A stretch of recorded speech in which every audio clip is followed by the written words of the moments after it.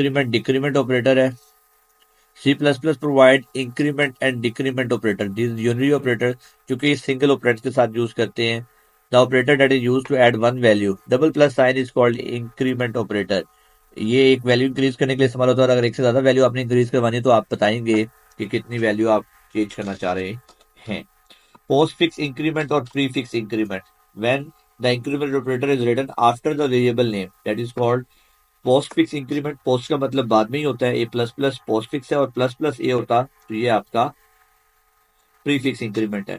हाँ, जब आप इसे डायरेक्ट यूज कर रहे हैं तब तो ये क्या होगा, ए प्लस प्लस का मतलब ये फर्स्ट टाइम में वो 10 ही प्रिंट करेगा, बाद में इंक्रीज हो रहा है, जबकि आप प्री फिक्स इंक्रीमेंट में वो इंक्रीज होने के बाद आपकी वैल्यू को प्रिंट करता है। प्लस प्लस ए का मतलब ये है कि ए की वैल्यू डायरेक्ट क्या प्रिंट होगी, 11, जबकि यहाँ ए की वैल्यू क्या प्रिंट हो रही थी, 10।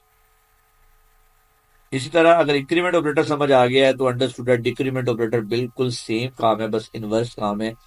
इंक्रीमेंट ऑपरेटर वैल्यू को इंक्रीज करने के लिए इस्तेमाल हो रहा था, जबकि डिक्रीमेंट ऑपरेटर जो है वैल्यू को डिक्रीज करता है, यानी माइनस करता है। Double minus sign is called decrement operator. Same way में दो टाइप्स हैं, पोस्ट फिक्स और प्री फिक्स, और सेम काम है जो अभी हमने ऊपर समझा।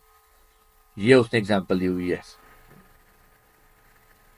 उसके बाद साइज ऑफ ऑपरेटर क्या होता है, the operator that is used to find the size of any data value or data type is called size of operator. It return the number of bytes occupied by data value or data type.